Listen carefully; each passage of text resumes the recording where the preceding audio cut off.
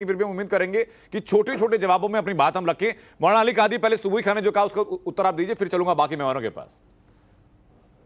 देखिए सर, सुबुई बहन ने जो कहा और केरला की उन्होंने मिसाल दी, तो मैं आपको याद दिलाता चलूं कि जो कोई भी ऐसी बात करता है, ना हम कभी उनके साथ थे, ना है, ना कभी रहेंगे। भारत जो है अपने संविधान से चलेगा, भारत में भारत का कानून चलेगा। कहीं अगर किसी की पॉपुलेशन ज्यादा होती है जी, ये वहां पर जो है अगर ज्यादा तादाद में है तो उनके हिसाब से कोई कानून कतई तौर पर नहीं चलेगा, चाहे माइनॉरिटी में हो कि मेजॉरिटी में हो। सबको जो है कोई भी एरिया में हो, भारत का संविधान मानना पड़ेगा, भारत का कानून मानना पड़ेगा। देखिए साहब, अगर हम पॉपुलेशन कंट्रोल कानून की तरफ आगे बढ़ रही है, अगर मोदी गवर्नमेंट, मैं इससे पहले भी ये बात कह चुका हूं कि ये एक लोकतंत्र देश है और यहां पर हर चीज जो है लोकतंत्र से चलती है। अगर हम कोई कानून बनाने जा रहे हैं तो उसका सही तरीक़ेकार ये होना चाहिए कि हर धर्म के मजहबी लोगों को बुलाए, बात करें और उसको अपने यानी क्या बोलना कॉन्फिडेंस। सर, जनसंख्या को अगर नियंत्रण करना है तो उसमें मजहब की जो दीवार बीच में क्यों आनी चाहिए? हाँ, मैं आपको उसमें मजहबी लोगों की जरूरत नहीं है सर, उसमें उन लोगों की जरूरत है जो कि सोशल बैलेंस देखेंगे, पर कैपिटा इनकम को देखेंगे, कितना आदमी कमा रहा है, कितने लोग पढ़ रहे हैं, कितने संसाधन हैं, उसका बैलेंस जो स्ट्राइक कर सकें, उन लोगों की जरूरत है सर। धर्म गुरुओं की जरूरत मेरे लिहाज से उसमें नहीं है। मैं वापस लौटूं इसमें आपके, मैं उत्तर आपसे लूंगा सर, लेकिन इसी बीच जो एक बात आती है कि भाई धर्म को आधार बनाकर ये बातें की जा रही है। सबसे पहले अशोक मुझे बताइए कि अब तक हम लोग जनसंख्या नियंत्रण की बात करते थे, अब पॉपुलेशन बैलेंस की बात कर रहे हैं, तो ये क्या कोई गोल पोस्ट शिफ्ट हो रहा है? और एलिगेशन ये भी कि बीजेपी की तरफ से कोशिश की जा रही है कि नाक को सीधा ना पकड़कर हाथ घुमा के पकड़ लिया जाए।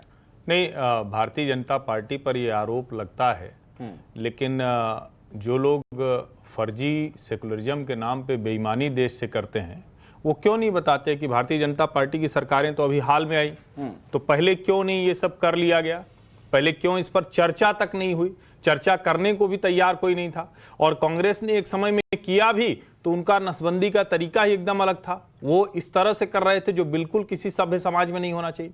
एक प्रश्न मेरे मन में बार बार आता है, ये अक्सर जब आप थोड़ा सा जिसको कहें कि बातों को चाशनी में लपेटें और जहर भी देना चाहें, समाज में हम कैसे चाशनी में लपेट के जहर दे रहे हैं? हम कहते हैं कि देखिए, मुसलमान पढ़ा लिखा कम है, शिक्षित कम है, उसकी स्थिति खराब है, वो कमजोर है, गरीब है, और उसको आप ये सब उसके ऊपर लादना चाह रहे हैं। जैसे जैसे वो पढ़ता जाएगा वैसे वैसे ठीक हो जाएगा।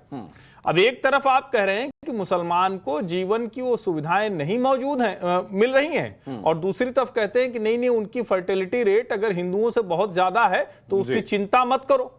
फिर जब वो थ्रेट के तौर पर आता है, आंकड़े के तौर पर आता है, हम परसेंट में बात करेंगे, हम बात करेंगे कि कैसे 2.3, 1.9, 1.4, लेकिन जब 75 से कोई घटकर 55 होगा, 60 होगा, और कोई 25 से बढ़कर 38 होगा, 40 होगा, जब इस तरह के आंकड़े आएंगे तो उसका कोई न कोई तो उपयोग करेगा। क्योंकि हम आप तो यहां टीवी की बहस में बैठे हुए हैं, सोसाइटी में जो लोग हैं वो क्रूड फैक्ट्स पे चलते हैं। मुझे लगता है ये बेईमानी हम लोगों को नहीं करनी चाहिए। हम लोग बहुत स्पष्ट तौर पर बात करें, इसमें धर्म, जाति, क्षेत्र, भाषा किसी का मसला नहीं। एक लाइन की बात है कि डेमोग्राफी चेंज की तरफ हमें नहीं जाना है, हमें सबके लिए एक जैसा नियम कानून। ठीक है, सुबुई खान जी।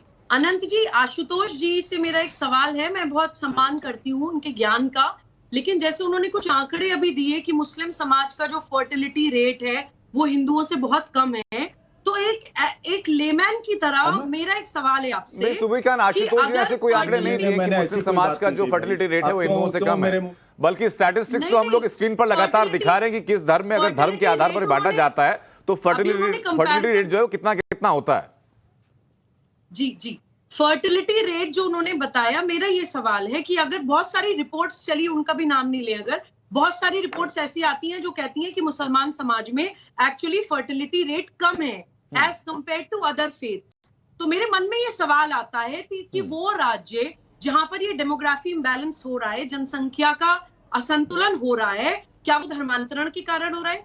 क्या कारण है? अगर मुसलमान बच्चे पैदा नहीं हो रहे हैं उस स्पीड के साथ, तो वो इम्बैलेंस, डिसबैलेंस हो कैसे रहा है?